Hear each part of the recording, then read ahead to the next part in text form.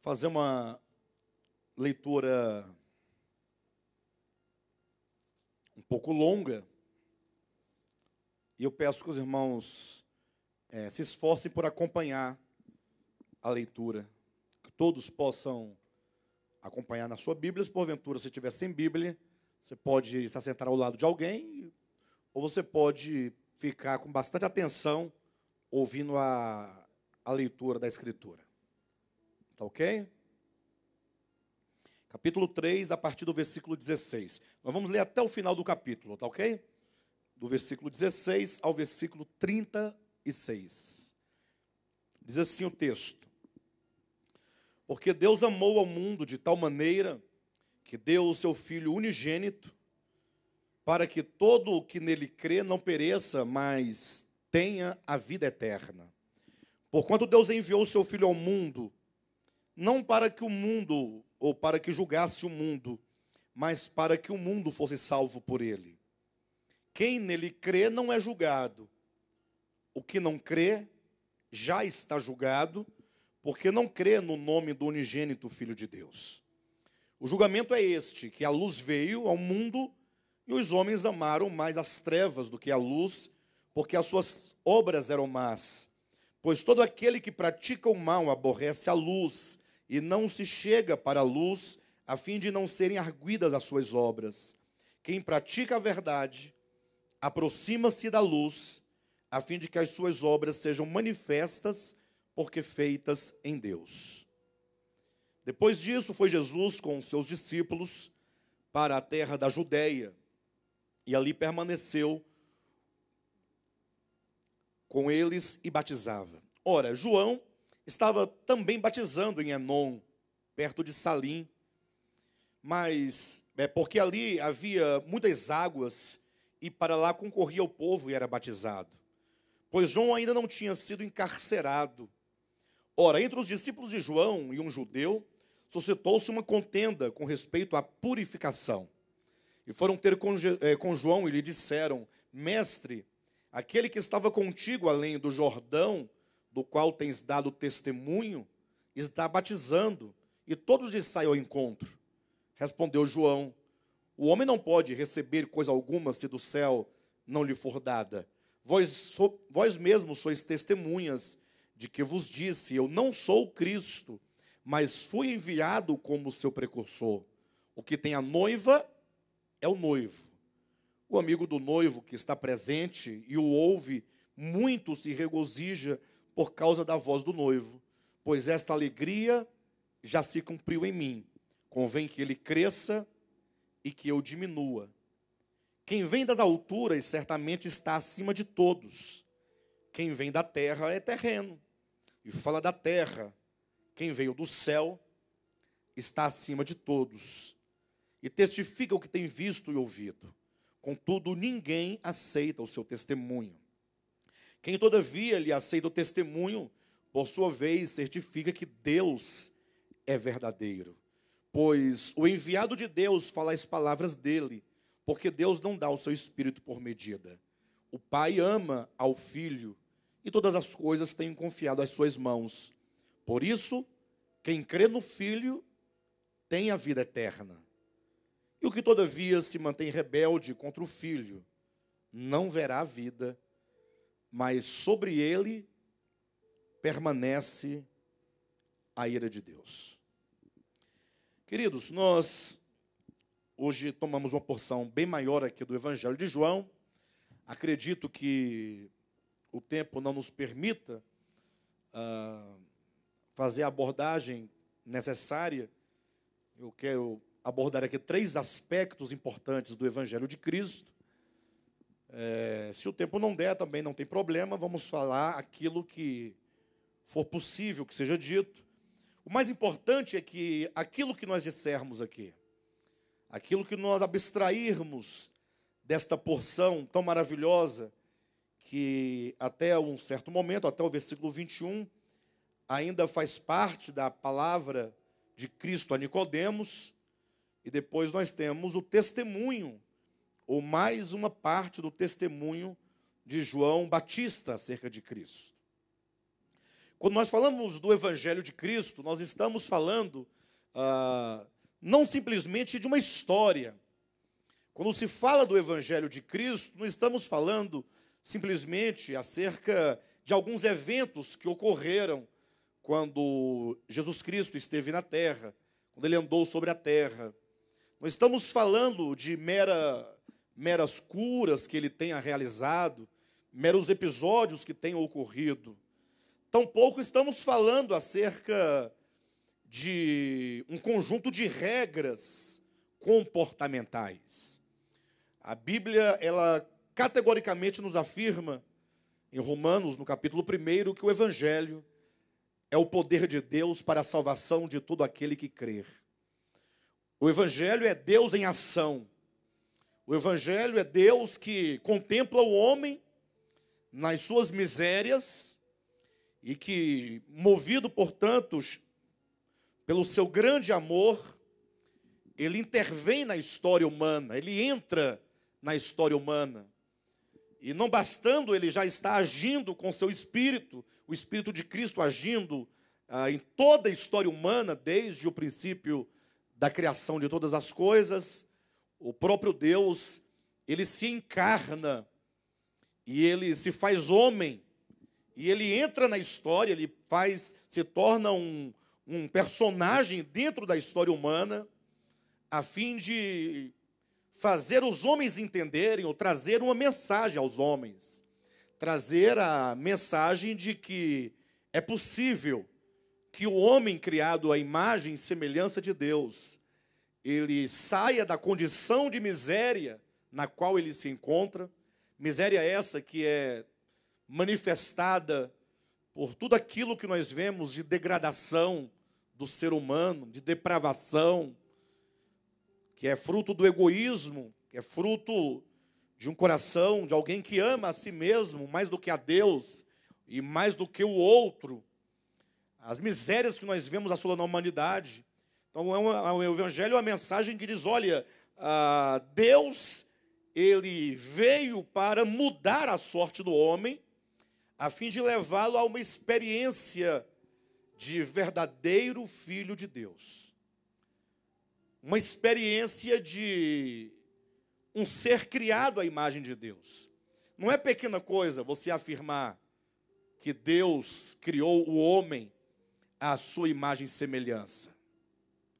Essa afirmação que está em Gênesis, que é uma afirmação verdadeira, fala que o homem, dentre todos os seres criados, e aí nós estamos falando agora dos seres criados aqui na terra, é o homem, é o ser por excelência, criado por Deus, para a glória de Deus, e não somente para que Deus seja glorificado, mas da bondade de Deus para o homem foi criado para gozar, para desfrutar, para usufruir de tudo aquilo que Deus é. E isso é vida eterna. Muito se fala sobre vida eterna. Vida eterna, se prega sobre a vida eterna. Todas as religiões, de alguma maneira, falam sobre a vida eterna. De um jeito ou de outro, com um nome ou com outro nome, se prega acerca da vida eterna. É até um desejo do homem, a questão da imortalidade. Mas, muitas vezes, se confunde vida eterna com viver para sempre. Uma coisa é viver para sempre. Outra coisa é o que a própria Escritura chama de vida eterna, enquanto sendo o próprio Deus que é a vida, porque não há outra vida além da única vida que é Deus, e a Bíblia está cheia e repleta de testemunho de que a vida é o próprio Deus, e, portanto, essa vida, ela é plena em si mesma. Essa vida, ela é rica. Essa vida é abundante. Essa vida, ela é plena satisfação. Tudo de que o homem mais precisa é de vida eterna. Todas as angústias do homem, as tristezas do homem, todas as misérias, tudo aquilo que o homem sofre é o resultado da falta de experiência de vida eterna. Falta de vida eterna. E o texto que nós começamos a ler hoje aqui, começa nos mostrando que Deus, Ele envia o seu Filho com o fim de que os homens que crerem nele tenham a vida eterna. Porque Deus amou o mundo de tal maneira que deu o seu Filho unigênito, para que todo aquele que nele crê não pereça, mas que tenha a vida eterna. Então, o homem que alcança essa bênção por meio da fé, porque é uma bênção totalmente gratuita, e se não fosse gratuita, nada no mundo poderia pagar. Porque o que pode pagar as riquezas daquilo que é o próprio Deus? Não é sem razão que o apóstolo Paulo, quando fala acerca do Evangelho, ele diz que o Evangelho que diz respeito a Cristo é o Evangelho das riquezas insondáveis de Cristo. E o homem, portanto, caído, é um homem empobrecido, é um homem destituído das riquezas de Cristo, das riquezas da vida de Cristo. Então, o homem que alcança essa bênção da vida eterna, hoje, não me refiro à vida eterna quando Jesus voltar, não me refiro à eternidade no reino milenar, eu não estou aqui me referindo à eternidade, à vida eterna na eternidade, ainda que haverá vida eterna, sim, o gozo, a experiência de vida eterna, por ocasião da vinda de Cristo, no reino milenar, na eternidade. Mas eu digo, o homem que alcança hoje tal experiência de vida eterna, é um homem completamente feliz, é um homem pleno, é um homem que alcança nesta vida a sua plenificação. Eu tenho certeza que todos que aqui estão, ou que estão em casa ouvindo, se aqui estão, ou se estão gastando o precioso tempo ao receber essa palavra, é porque nós temos esse desejo de sermos pessoas realizadas, mas realizadas de fato e de verdade. Não uma realização meramente profissional, ou num casamento, ou num empreendimento, mas realização enquanto ser, enquanto pessoa, que a despeito de qualquer outra coisa, você sempre será alguém cheio de Deus, de virtudes, de alegria, de paz, de felicidade. Agora, a grande questão é como receber esta vida eterna, como experimentar essa vida eterna. A grande questão é por que nós não experimentamos ainda, então, essa vida eterna, uma vez que nos é disponível e é gratuita, porque é um dom divino. E aí Jesus, aqui falando para Nicodemos, não podemos nos esquecer das mensagens anteriores, ele diz que a única maneira de o homem, ele nascer de novo, receber vida eterna, experimentar essa vida eterna, contemplando a Cristo e este crucificado. E isso é muito significativo.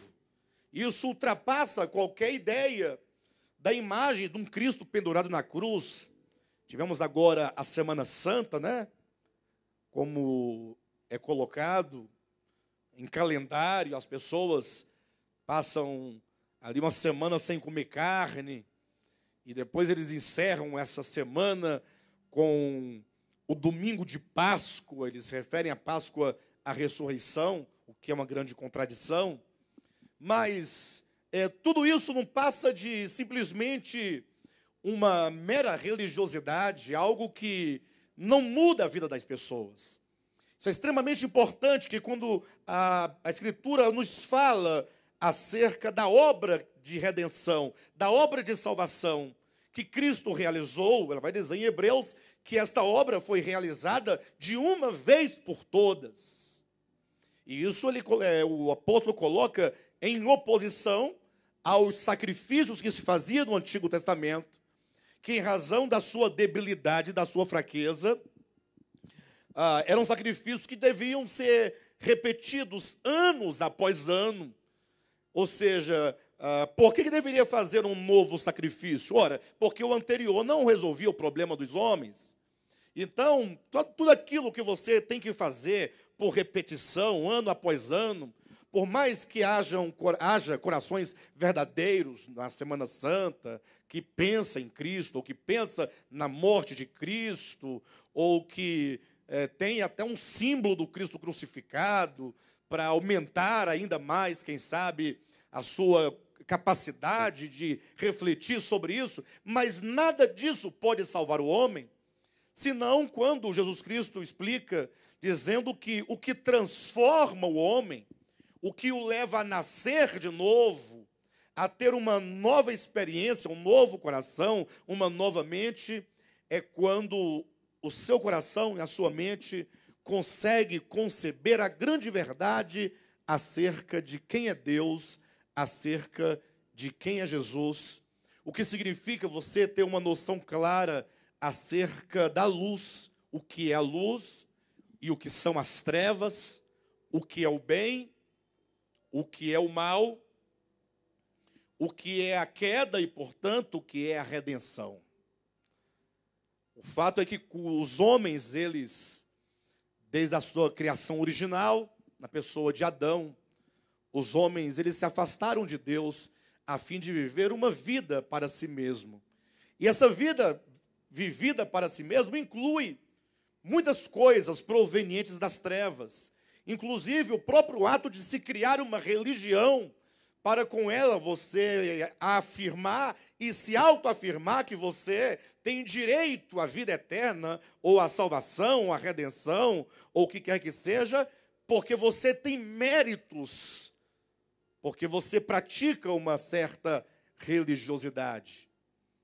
Jesus Cristo, então, falando para Nicodemos, ele diz, olha, todo aquele que crer no nome do unigênito Filho de Deus, esse terá a vida eterna, terá uma experiência real de vida eterna, este alcançará a vida eterna. Agora, aquele que não crer no nome do unigênito do Filho de Deus, este está condenado. E isso são coisas muito sérias, porque imagine você, alguém que possa se dizer, olha, eu alcancei a vida eterna, que maravilha. Agora, do outro lado, alguém falar, olha, este está condenado. Por que estaria alguém condenado?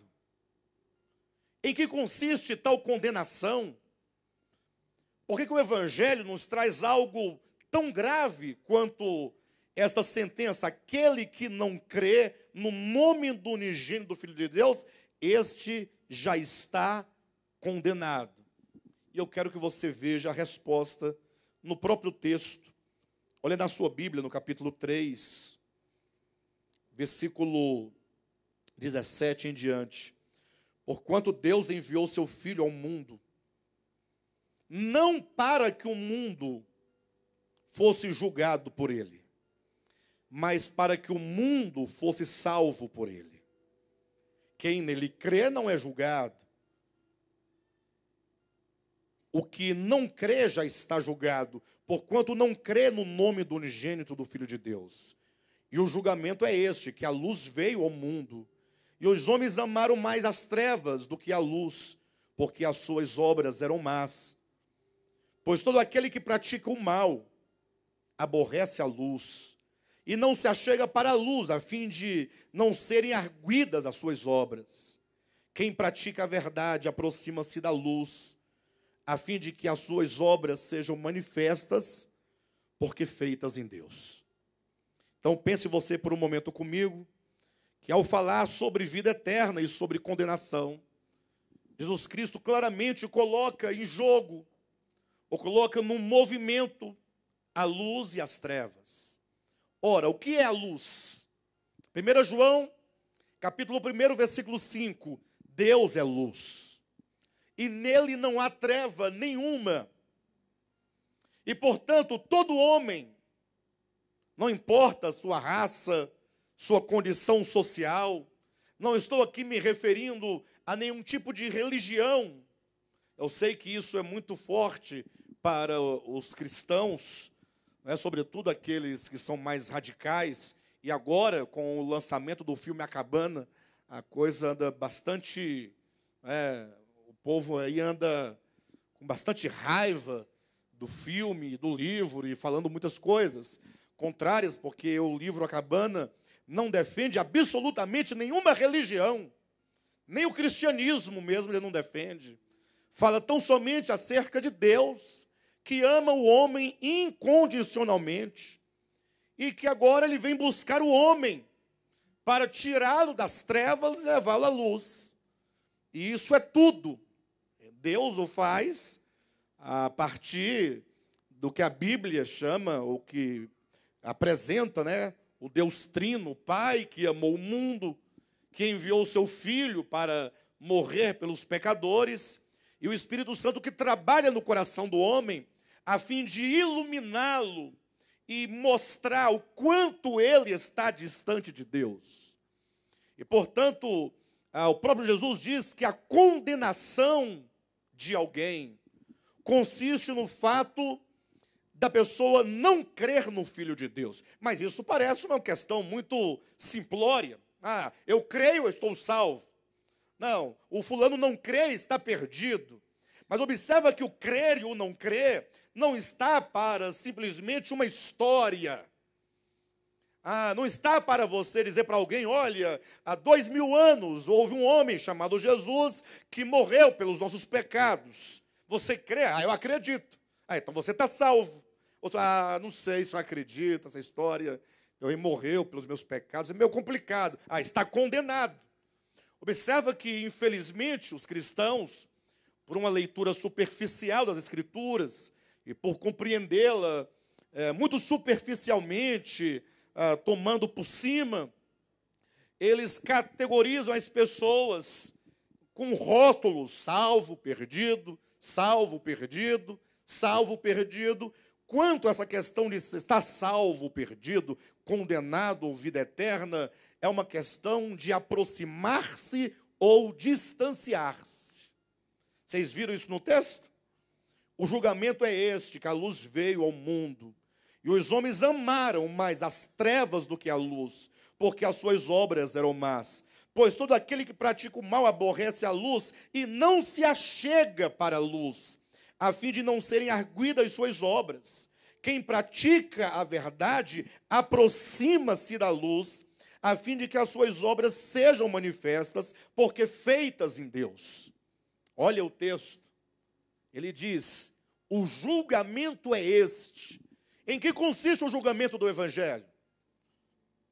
Ora, o fato é que o Evangelho é a boa notícia de que o homem pode ser salvo, de que o homem não está fadado a viver eternamente nas suas misérias. Agora, a grande questão é, o Filho de Deus, ele veio, estou falando do ponto de vista histórico. 1 Coríntios, no capítulo 5, 2 Coríntios, capítulo 5, a partir do versículo 18 em diante, Paulo descreve uma das palavras e um dos acontecimentos mais maravilhosos que a Escritura pode apresentar. Quando ele diz que quando Cristo estava ali na cruz do Calvário, ele diz, ora, ele não estava ali imputando aos homens as suas transgressões. Não é preciso que ninguém impute ao outro a sua transgressão. Ora, o homem é caído. Eu sou caído. Você é caído. Nós todos somos caídos. Eu estou me referindo, eu quero dizer que toda a humanidade em Adão é caída. E o que prova que nós somos caídos? Alguém diz, pastor, eu sou cristão, sou evangélico, eu não sou caído, eu era caído. Calma. Vamos pensar de uma maneira geral, depois nós vamos chegando ao nosso atual momento, até nós conseguirmos vislumbrar o nosso alvo. Vamos pensar de maneira bem lato mesmo, de Adão até o nosso momento e vislumbrar onde nós devemos chegar. O que demonstra que nós somos caídos? Exatamente a questão do distanciamento de Deus. Alguém diz, pastor, mas eu não estou distante de Deus. No meu coração eu não estou distante de Deus. Na minha mente e consciência eu não estou distante de Deus. Isso porque eu tenho uma vida religiosa assídua. Eu participo dos cultos, ou participo da missa, ou participo da sessão, ou participo, sei lá de quê, o nome que se dá a qualquer coisa. A questão é, sabemos que estamos distantes de Deus e, portanto, sabemos que estamos em trevas por causa das nossas obras. De nada vale você ou eu afirmar que estamos na luz. O falar não significa muita coisa, ou na verdade, não significa absolutamente nada. João mesmo vai dizer na sua primeira epístola que aquele que diz está na luz e odeia seu irmão, olha, ele colocou aqui as duas coisas, é mentiroso. Ora, mas ele diz que está na luz, sim, mas enquanto ele está dizendo, ele está odiando o seu irmão. Se nós fôssemos buscar aqui tantos textos que falam sobre essa questão, ficaríamos a noite toda aqui lendo textos e mais textos que falam das nossas obras enquanto o fruto do egoísmo. Então, todos nós estamos viemos de uma mesma fonte e a experiência de todos os homens é a mesma. Distanciamento de Deus, trevas, e o que demonstra o distanciamento e essas trevas são as obras más. Pastor, quais são as obras más? Se você ler Gálatas capítulo 5, por exemplo, vai falar sobre algumas obras más. E lá vai dizer que as obras da carne são, aí passa a enumerar uma a uma, ponto a ponto. E se você fizer um estudo de cada uma daquelas obras da carne, você vai perceber que o que a Bíblia chama de pecado, ou a obra enquanto o fruto que é produzido pela carne, enquanto natureza caída do homem, é tudo e qualquer coisa que proceda do egoísmo.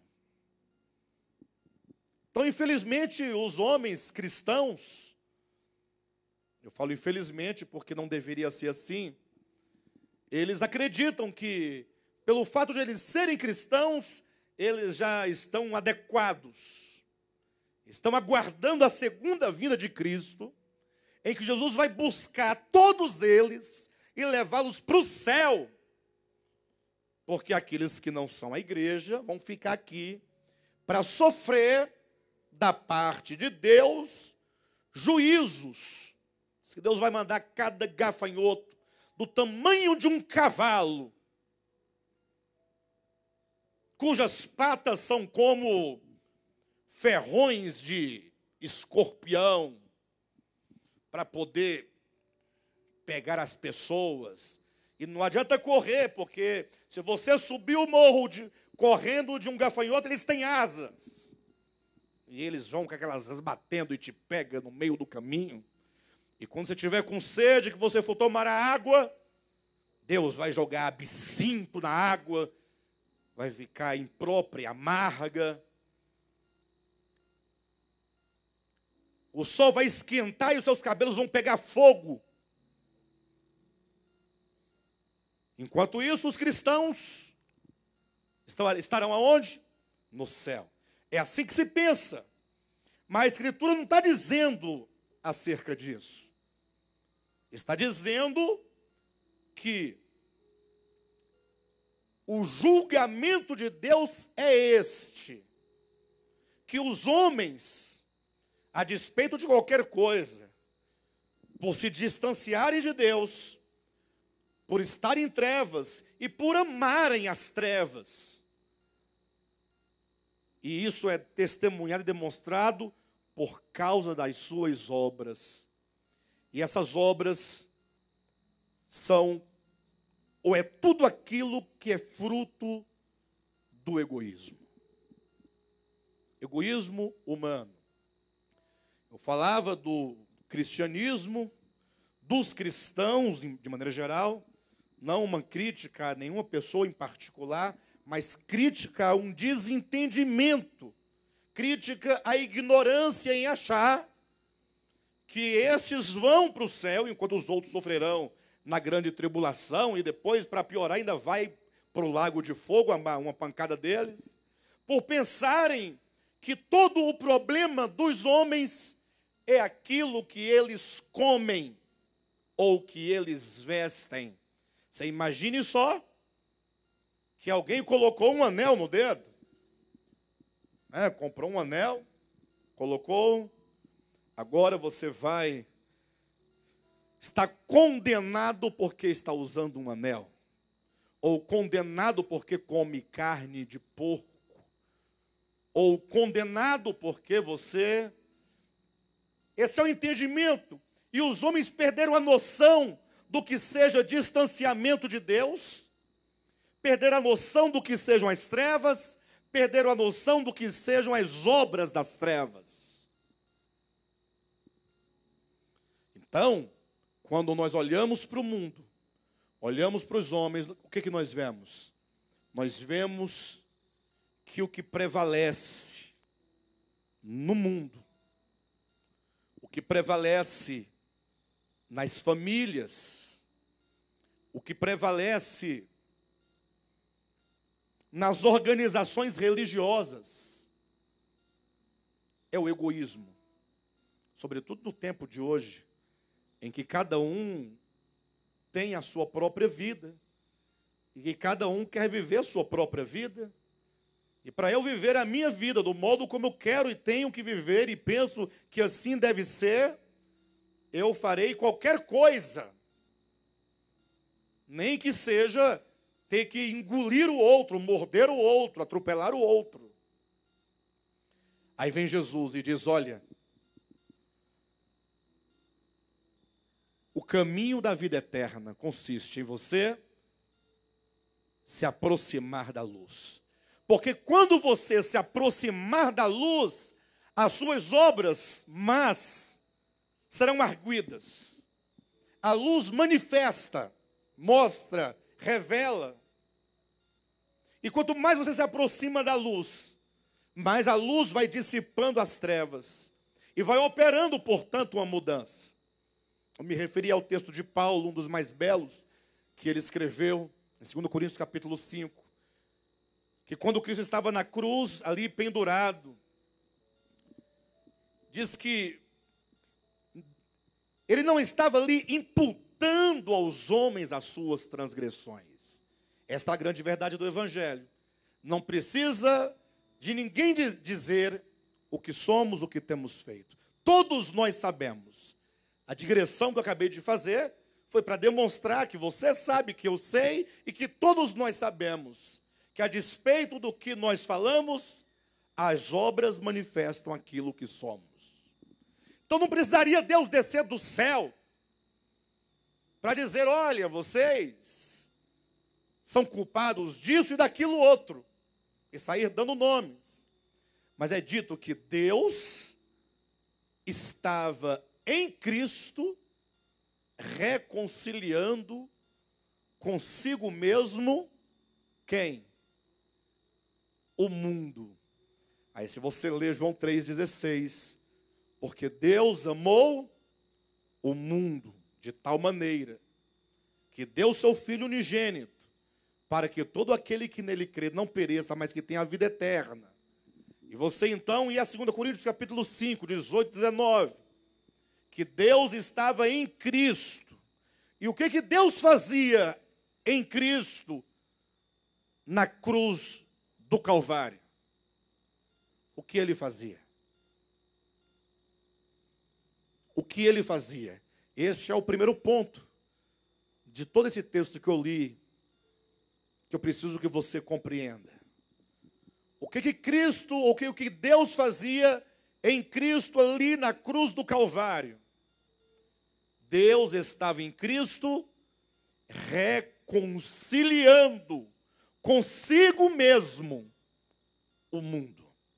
Em outras palavras, a morte do unigênito Filho de Deus, encarnado em Jesus de Nazaré, o sacrifício que não começou quando ele foi preso, mas que começou desde o momento em que ele, enquanto Deus, começou a se esvaziar de si mesmo, até o momento, ou passando pelo tomar a forma humana, tornar-se homem, e agora, se sendo Deus, se submeter, sendo justo, se permitir ser julgado, condenado, flagelado, humilhado, não tendo pecado.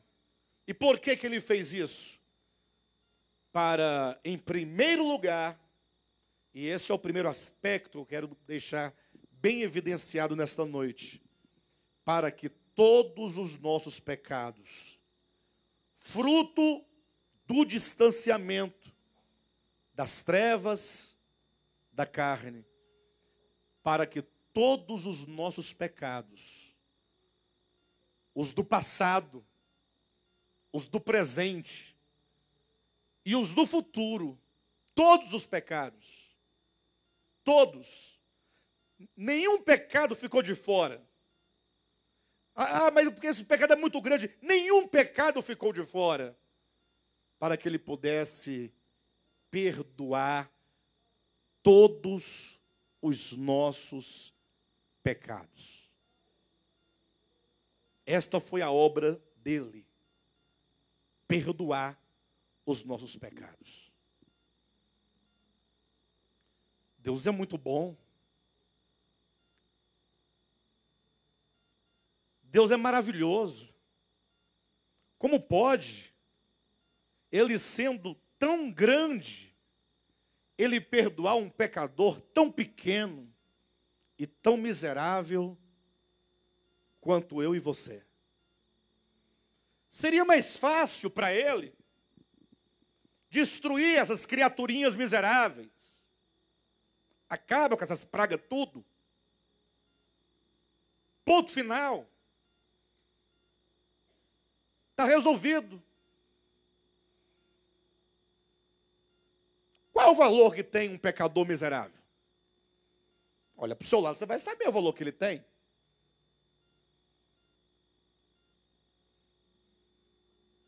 Eu estou dizendo, imagina um Deus grande, grande, único, eterno, incriado, soberano, todo-poderoso, olhando para uma criatura como eu, simples, se não presta, se distanciou de mim, não quer saber de mim, destrói.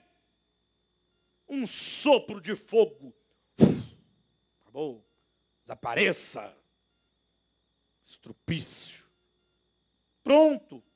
Faz agora uma criatura bonita, bela, perfeita.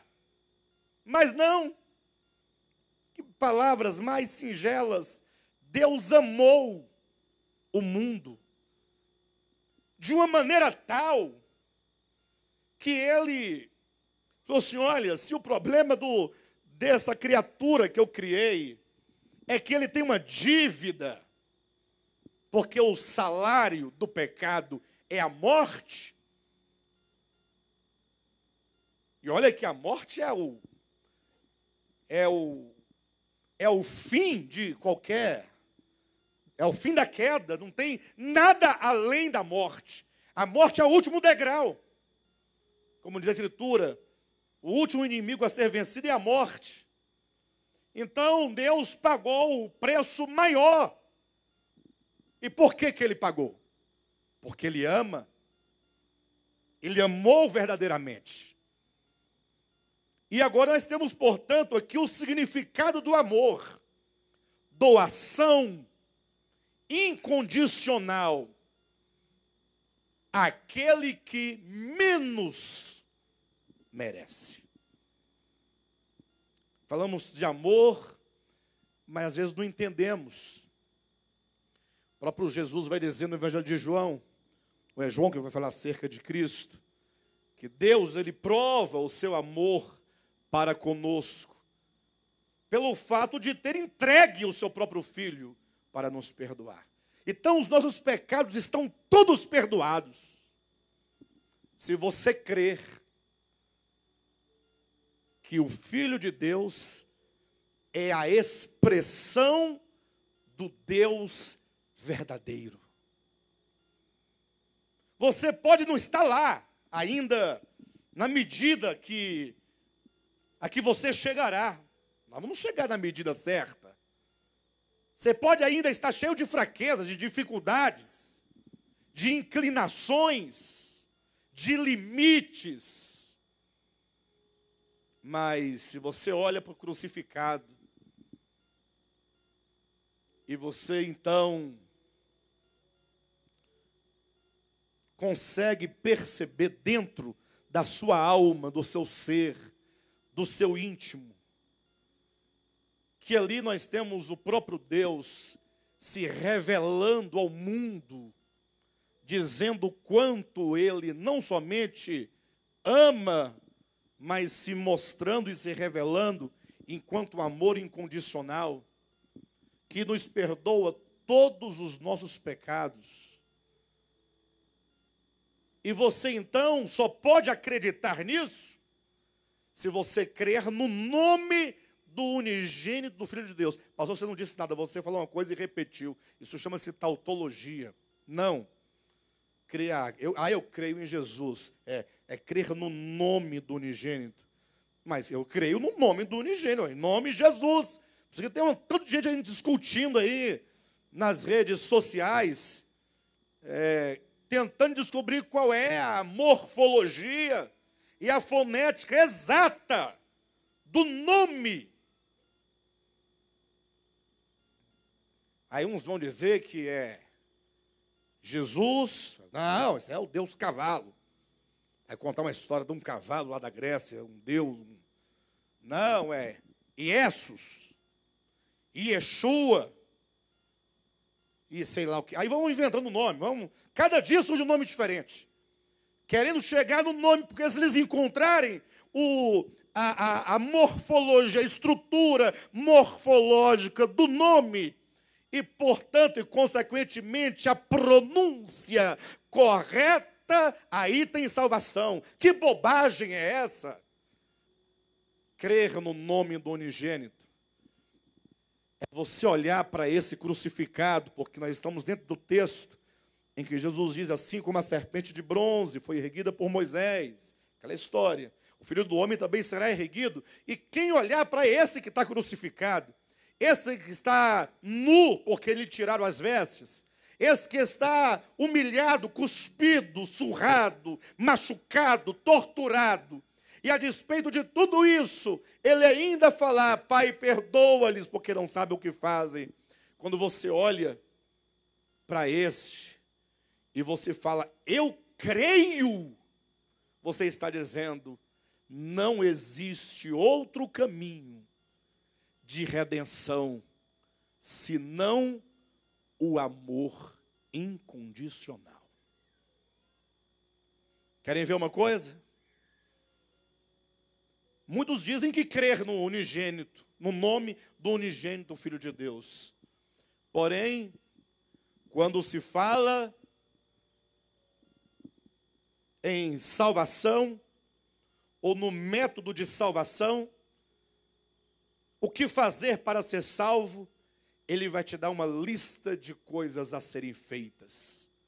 Por você mesmo, para você mesmo, oferecer aquilo para Deus, como se Deus precisasse disto. Ao passo que quando Jesus fala a Nicodemos, crer no nome do unigênito, é você olhar assim e pensar, bem, Vocês lembram do que os soldados diziam, né? Se tu és o Filho de Deus. Olha o que eles diziam. E era exatamente isso que o maligno queria. Se tu és o Filho de Deus, então prova que tu és. Desce daí. Reage. Você tem força. Você é poderoso. Se é Deus mesmo, você pode invocar os anjos e você pode tocar fogo em tudo, destruir a todos. Agora você fica nessa sua impotência, incapaz de dizer pelo menos uma palavra. Nenhuma palavra ele diz a seu favor. Mas quando você olha aquele silêncio, aquela brandura, nenhum rancor, nenhuma ira, e você fala, somente o amor é que pode vencer o ódio. Somente o bem é que pode vencer o mal. Você crê nisso? Seja honesto com você mesmo. Você crê nisso? Ou você ainda crê que a força e a violência é que é o caminho da vitória? Ou você ainda crê que a salvação, a vida eterna, consiste em você fazer um tanto de coisas para Deus? Coisas que ao serem feitas te traz um orgulho, porque você é capaz de realizar. Você é capaz de cumprir. Você é capaz de obedecer. Não que eu seja contra a obediência, mas obedecer a essas coisas que não mudam em nada a vida do ser humano. Pelo contrário, o torna cada vez pior. As grandes guerras que ocorreram no mundo foram feitas em nome de Deus. E até hoje tem guerra em nome de Deus. E até hoje tem crentes fazendo guerras em nome de Deus. E no Brasil, não é guerra com arma de fogo, mas são palavras que destroem em nome de Deus.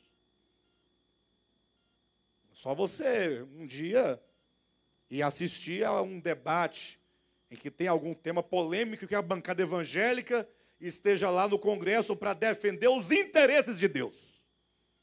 Aí você vai ver a guerra em nome de Deus. Mas se você crer no nome do unigênito, do Filho de Deus, isto é, crer que não somente ali era Deus encarnado, Deus em Cristo, reconciliando consigo o mundo, mas que ele mostrava, revelava, procedia, né? O único caminho de redenção, se você crer nisso, então você crer nele. E se você crer nele, os seus pecados são todos perdoados. Ainda que você não tenha alcançado a medida, mas o simples ato de você crer que não há outro meio, porque é exatamente isso que vai gerar em você o arrependimento. Quando você falar assim, puxa vida, quantas vezes eu até mesmo dizendo que cria, eu procedia como quem não cria. Aí gera aquilo no seu coração, aquela tristeza. Quando você vir a Cristo crucificado como a expressão maior e a manifestação maior de Deus ao mundo, enquanto amor, graça, perdão, misericórdia, reconciliação, todos os que creem têm seus pecados perdoados. Esse ponto está claro para os irmãos? Mas aí segue um problema. A pessoa que creu e tem tal experiência, e essa experiência, se de fato você a teve, ela é genuína e, portanto, ela é garantidora. Se Deus perdoou teus pecados, meu irmão, ninguém poderá trazê-lo de volta. Como Paulo pergunta, quem intentará acusação contra os eleitos de Deus? É verdade que há pecados cometidos que trazem consequências temporais e terrenas. E que mesmo Deus perdoando os seus pecados, aquela consequência fica ali, como que uma cicatriz. Mas isso é para os homens e não para Deus. E aí é onde nós erramos muitas vezes. Porque olhando para uma consequência real, concreta, que não pode ser resolvida, os homens costumam sempre trazer de volta e trazer à lembrança o pecado perdoado. Eu poderia exemplificar isso como dizendo, imagine você que alguém, eventualmente, ele cometa o pecado de adultério. Pastor, por que o adultério é pecado? Porque é fruto do egoísmo. Simples. E aí dessa relação de adultério, nasce uma criança. Vem à luz, vem ao mundo um filho. Eu pergunto para vocês, olhem para mim. Deus perdoa? Deus perdoa? Perdoa? Não vai sair adulterando. Agora quem faz isso é porque não creu no Evangelho. Você sair por aí adulterando porque com argumento, não adultério, depois Deus perdoa, essa premeditação é uma evidência de que você não tem nada a ver com o Evangelho. O Evangelho nunca chegou no seu coração. Agora imagine que ocorra ocasionalmente isso. Como João vai dizer na sua primeira epístola, filhinhos, essas coisas vos escrevo para que não pequeis. Se todavia alguém pecar, temos um advogado junto ao Pai Celestial. O que simplesmente quer dizer, existe alguém por você nos céus, a teu favor, e ele reivindica a tua causa, não tentando argumentar que você não tenha feito, como fazem alguns advogados aqui da terra, mas é porque ele já efetuou o pagamento por toda a nossa dívida. Aí Deus perdoa ou não perdoa aquele problema, aquele caso? Aí eu pergunto, está perdoado? Vocês atrás. Está perdoado? Se a pessoa confessou o pecado, está perdoado ou não está perdoado? Agora eu pergunto, e o menino? Toda vez que você vê o menino, esse menino é o filho do fulano com a fulana. Por isso que lá no Evangelho de Mateus, está lá dizendo acerca de Davi, né? E de Betseba. E aí quando fala acerca da história lá na genealogia, deixa muito claro e evidente o que aconteceu.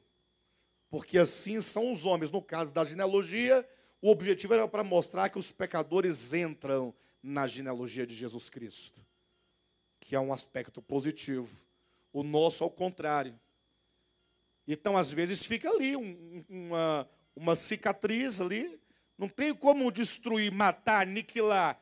Perdoado está agora, vai ficar ali uma marca. Agora, e você, vendo a marca, não é capaz de perdoar? Você não experimentou o Evangelho? Ora, quem experimenta o Evangelho, experimenta perdão. Quem experimenta o Evangelho, experimenta graça. experimenta a reconciliação, experimenta a bondade divina, experimenta a misericórdia. E aí vem a grande pergunta: como pode alguém experimentar tudo isso e olhar para o outro agora, um seu igual, que também é tanto carente quanto você, e você ficar chancelando o outro com os seus pecados passados? Isso é anti-evangelho. Jesus contou uma parábola inteira em Mateus capítulo 18 para poder explicar a parábola do credor incompassivo, tendo ele sido perdoado de uma grande quantia, de uma grande dívida, fora incapaz de perdoar quem lhe devia uma pequena dívida. Mas aí a questão, pastor, mas e aí? Estamos perdoados, glória a Deus. É por isso que o texto, ele segue com o testemunho de João Batista, e lógico que João Batista vai dizer aqui, a partir do versículo 31 em diante, quando ele exalta a Jesus Cristo, dizendo que aquele que vem de cima é maior do que aquele que está embaixo, e que nenhuma autoridade teria o Filho de Deus se ele não tivesse recebido do Pai. Em outras palavras, o Filho, ele está totalmente amparado, totalmente fundamentado, ele foi designado, ele foi ordenado e recebeu autoridade para perdoar os homens e conceder vida eterna. Pronto. Mas aí segue-se uma discussão entre os discípulos de João e o próprio João Batista, porque dizem assim: João, sabe aquele a quem tu batizaste lá no Jordão? O que tem ele?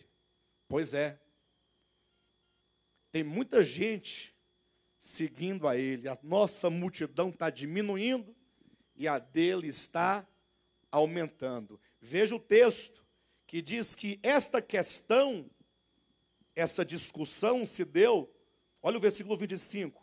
Ora, entre os discípulos de João e um judeu, suscitou-se uma contenda com respeito à purificação. E é dentro desse contexto, dessa discussão da purificação, que será colocada a questão: Jesus batiza mais do que João Batista agora. Muito mais são os batizados por Jesus.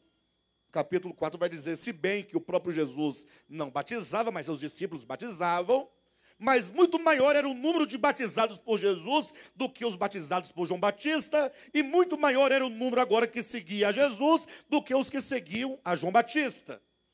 E qual que é o ponto que traz essas discussões todas? A questão com respeito à purificação. Então, quando se fala do problema da purificação, se coloca no cerne da conversa o problema do batismo. E aqui é um segundo ponto que eu queria trazer para os irmãos.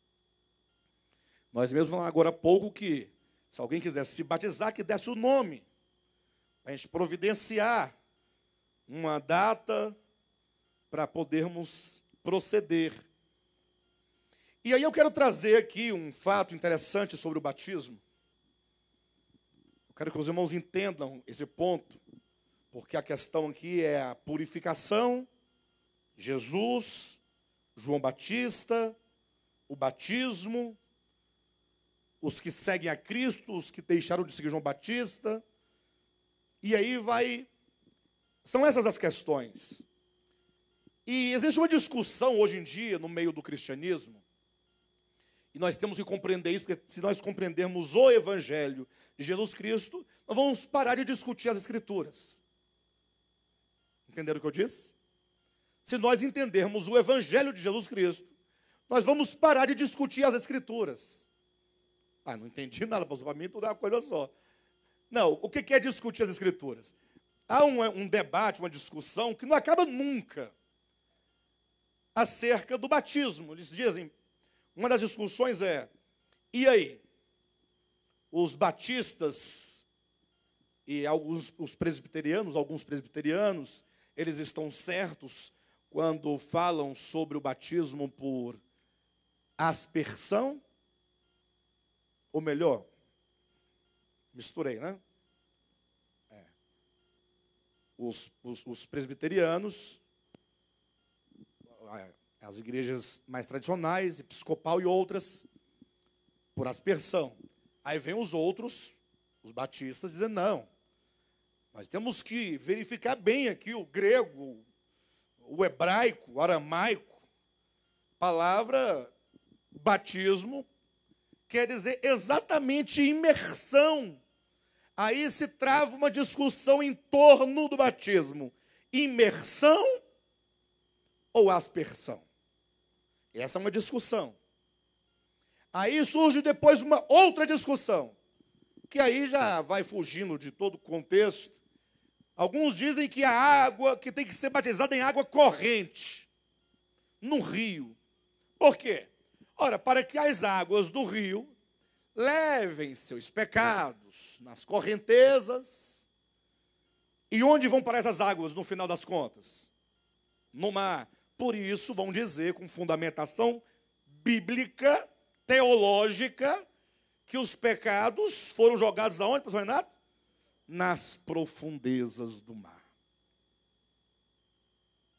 São as discussões. Mas aí surge um outro grupo, dizendo, não, vocês não estão entendendo, gente. Aí a pergunta que eles trazem, existe salvação sem batismo? Seria o batismo um elemento, uma exigência para a salvação? Base bíblica, e vamos debater. Quem crer e for batizado será salvo. Aí vem o outro, não, bobagem. E o ladrão na cruz? O bom ladrão, segundo a tradição, o Dimas, o ladrão arrependido não foi batizado? Aí, vejam as discussões em torno das Escrituras. Era isso que os fariseus e escribas faziam diariamente. Onde eles estavam, tinha uma discussão desse tipo, dessa natureza. E eu digo, se compreendermos o Evangelho, não vamos gastar tempo discutindo as Escrituras. As Escrituras são apenas um testemunho daquele que salva, aquele que é o Salvador. Agora, eu sou favorável, completamente favorável, de que não há salvação sem batismo. Pastor, você falou que isso é discussão teológica, você é favorável? Sou completamente, não pelos aspectos teológicos, mas simplesmente pela força da revelação orgânica, da verdade orgânica do Evangelho de Jesus Cristo. Quando Cristo disse, quem crer e for batizado será salvo, ele não está brincando e nem está aqui gastando palavras ou enchendo seu texto de palavras para poder ficar bonito e recheado. Não. Ele está dizendo um fato. O batismo é algo, não vou dizer que é algo fundamental à salvação, mas que o batismo é o próprio processo de salvação. E, evidentemente, não estou eu me referindo ao batismo nas águas, naquelas águas daquele batistério, ou de um rio, ou no Rio Jordão, ou numa piscina, ou com qualquer outra coisa.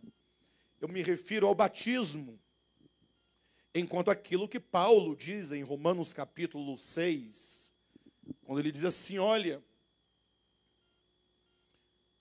não fostes todos vós batizados em Cristo?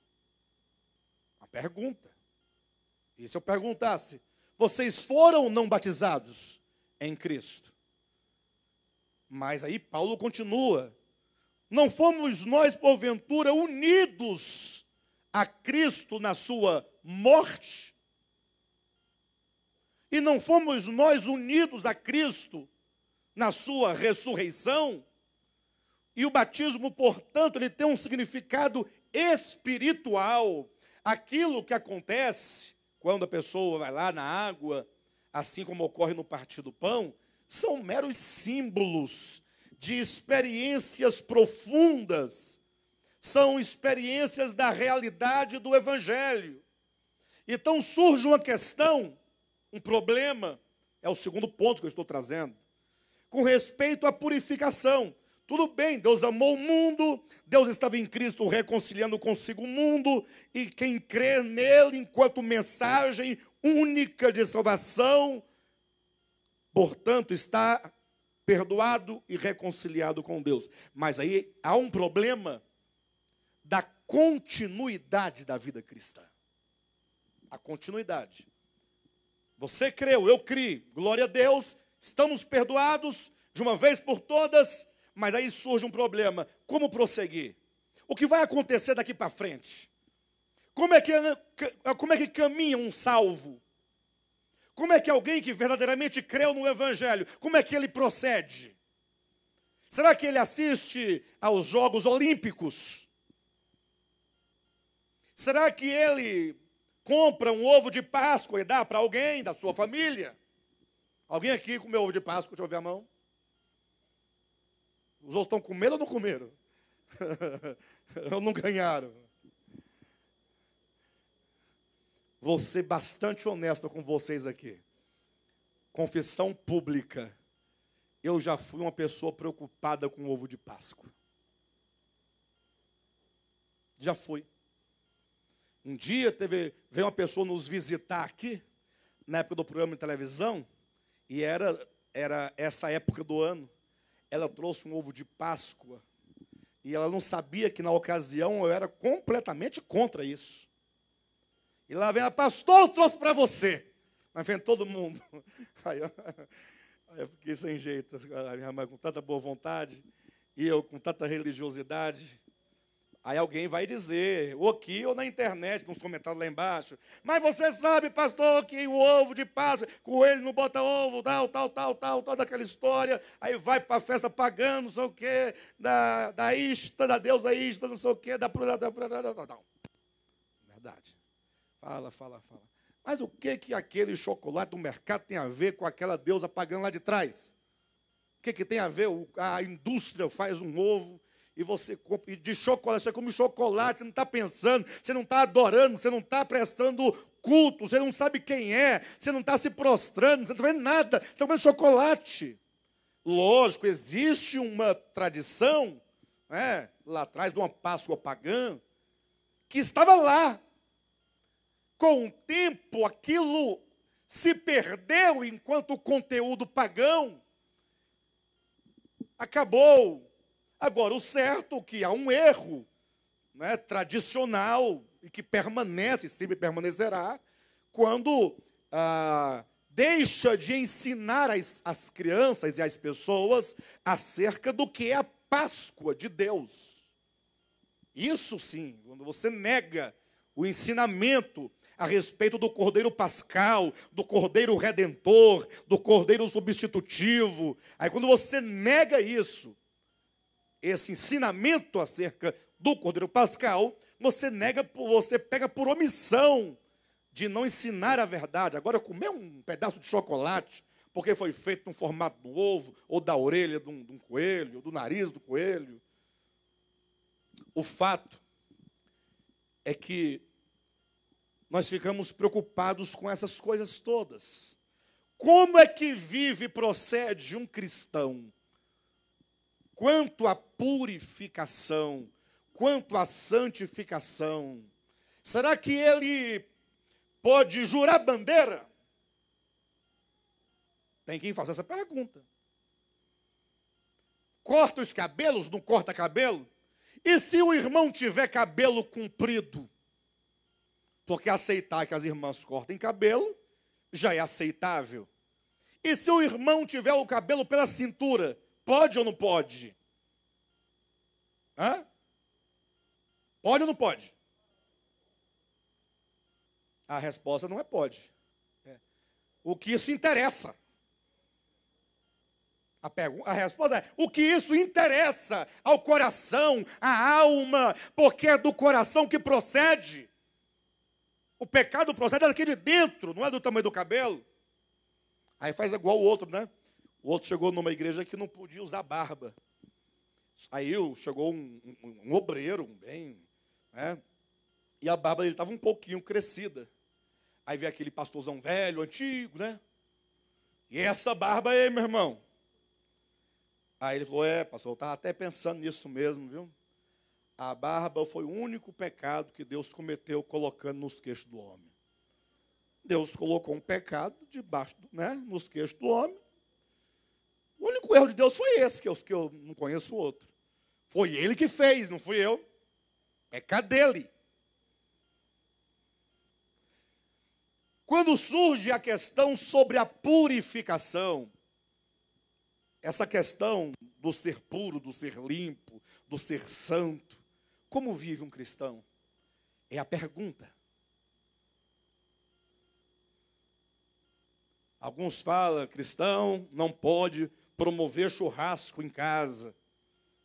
E sobretudo se for a churrascaria, porque certamente ele vai comer mais do que deveria comer, porque é gula. Preocupado com a quantidade de carne, ainda fica contando os pedaços, para depois fazer um cálculo aproximado, de que se o natural é que alguém coma 300 gramas de carne, ele deve ter comido 1,7 kg por aí, algo nesse sentido. Essa é a preocupação. E aí, quando se trata do problema da purificação, nós nos esquecemos que nada que há fora do homem pode contaminá-lo. Nada, absolutamente. Isso é o ensinamento claro de Jesus nos evangelhos, ensinamento claro do apóstolo Paulo em suas epístolas, que o problema do homem não consiste naquilo que está fora dele. Não, não, não. Nós temos que apagar isso e lembrar que quando se trata do problema da purificação, do ser puro, ser limpo, ser santo, ser isso, aquilo, outro, isso está para a natureza, está para o ser, está para o coração, razão porque não existe evangelho sem batismo. Jesus Cristo ordenou dizendo, ide, fazei discípulos, batizando-os. Quem crer e for batizado. Por que quando fala do evangelho segue o batismo? Será que Cristo queria meramente instaurar um rito de iniciação? Será que era objetivo de Jesus Cristo?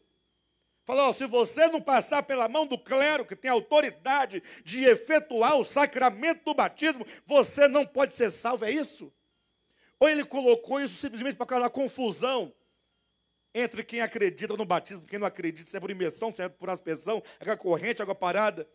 Por que o evangelho, sempre quando é ordenado que se anuncie, é colocado o batismo como sendo ali o fator determinante daquele que crê no evangelho? Porque crer no evangelho não é somente olhar para o crucificado e falar, puxa vida, ele não tinha pecado. É Deus. Mas veja como que ele é amável. Veja como ele é compassivo. Puxa, se fosse eu não teria nem subido a cruz, que dirá descido dela. Eu teria pego essa cruz e dado no lombo desse soldado tudo aqui, ó. O próprio Jesus disse que ele poderia invocar tantas legiões de anjos a seu favor com espada para sair cortando o pescoço de todo mundo ali, e o sangue rolando e correndo, e Pedro animado, e João também, Tiago, todo mundo feliz. Quero ver quem mexe agora com o povo de Israel. Temos nosso Messias agora que é poderoso. Que decepção é ver o Messias deles totalmente indefeso. Deus não se defende. Deus não move uma unha a seu favor. Primeiro que ele não se ressente do mal. Primeiro que ele não pode se ofender com a criatura tão insignificante com respeito ao seu pecado, que é o ser humano. Deus está acima de qualquer ofensa. Acima. Mas crer no Evangelho, não somente você fala assim, puxa, que Deus compassivo, misericordioso. Agora eu entendi, pastor Alexandre. Agora, quando você fala aquelas críticas que você falava, ou das interpretações lá do Antigo Testamento, tanto sangue derramado, aquela violência toda. Não, hoje eu consigo, pastor Alexandre, entender, eu consigo perceber que Deus é amor de fato, que Ele é compassivo, porque agora eu estou conhecendo Deus, é na face do crucificado. Eu olho para Ele e eu fico entusiasmado, como que Ele é incapaz de pagar o mal com o mal. Evangelho diz mais do que isso. O Evangelho diz, olha, você crê no Evangelho? Você crê? Então o Evangelho te convida a se unir a Ele na sua morte. Morrer também.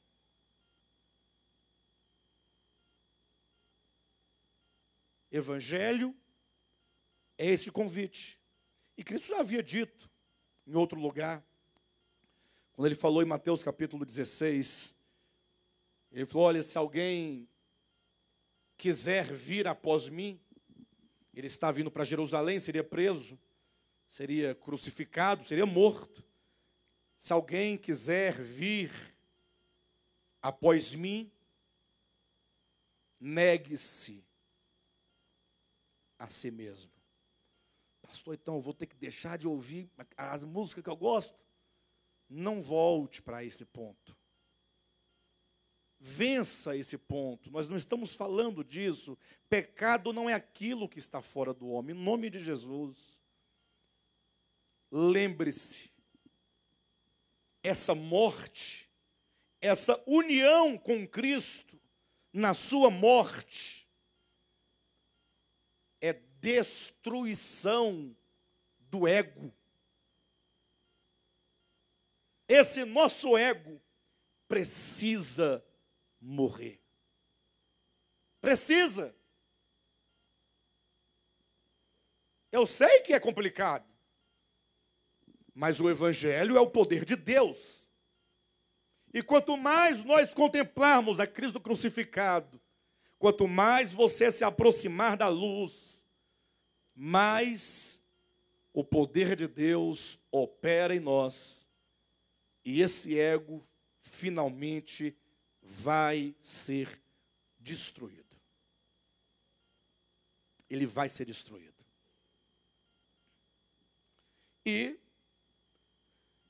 batismo não é somente união na morte, mas é união também na sua ressurreição. Por isso que vai dizer no mesmo texto que nós lemos acerca do noivo e da noiva. Porque o que é a noiva para o noivo? Se você entender o noivo, como o próprio João Batista deixa claro, quem tem a noiva é o noivo, portanto, ele falava que Cristo era o noivo. E agora então os seus discípulos são a noiva. E o que é a noiva em relação ao noivo? Olhando para Gênesis capítulo 2, senão a edificação. E essa é a palavra que se usa lá no hebraico em Gênesis capítulo 2. A edificação de uma noiva ou de uma esposa, de uma auxiliadora para o homem, feita da sua própria essência. Batismo é destruição daquilo que é adâmico, caído, aquilo que é do egoísmo, que é o próprio egoísmo. E a união com Cristo na sua ressurreição é a edificação, portanto, de uma nova pessoa. Isso é novo nascimento. Não poderemos jamais nascer de novo se não houver morte. O novo nascimento, ele ocorre num paradoxo constante e diário. Morte e ressurreição. Morte e ressurreição. Pastor, e como eu vou fazer para poder ver isso operar em mim?